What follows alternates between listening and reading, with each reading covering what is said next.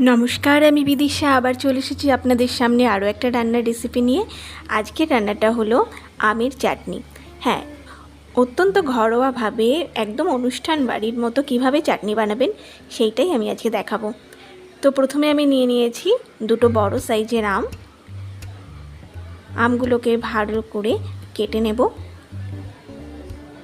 তো দেখুন আমি কিভাবে লম্বা লম্বা করে কিন্তু আমগুলোকে কেটে নিয়েছি। কেটে নেওয়ার পরে আমগুলোকে ভালো করে ধুয়ে নেব।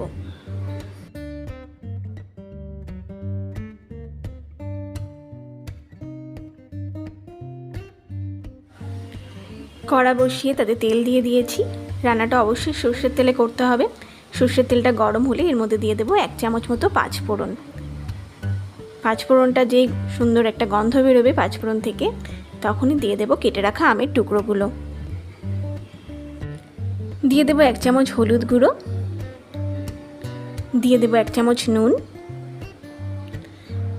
এবারে কড়াতে আমটাকে কিন্তু ভালো করে খুন্তির সাহায্যে নুন আর হলুদের সাথে ভালো করে মিশিয়ে নিতে হবে। আমটাকে কিন্তু এখানে তেলের মধ্যে ভালো করে ভাজাভাজি একদমই করতে হবে না।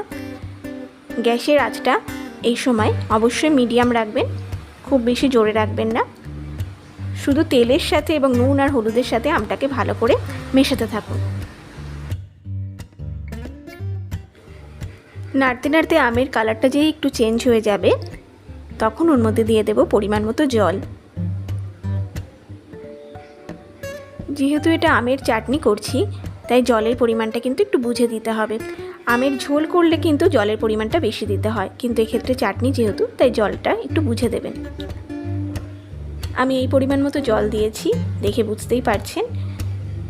এবার এটাকে ফুটতে দেব। আর এদিকে আর একটা জায়গায় আমি একটা মশলা বানিয়ে নেব। এখানে আমি 2 চামচ মতো পাঁচফোড়ন নিয়েছি। পাঁচফোড়নটাকে শুকনো খোলায় আমি আগে নেড়ে নেব।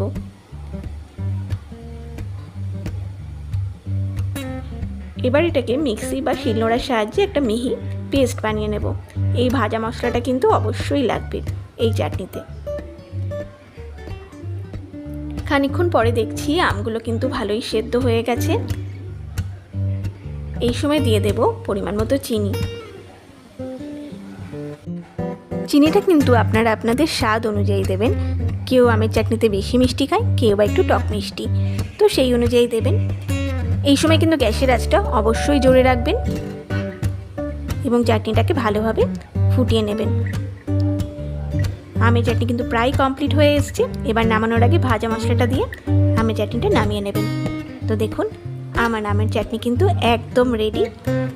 খুব সহজে বাড়িতেই ঘরোয়া উপায়ে কিভাবে তৈরি করে ফেললাম অনুষ্ঠান বাড়ির মতো একদম আমের চাটনি।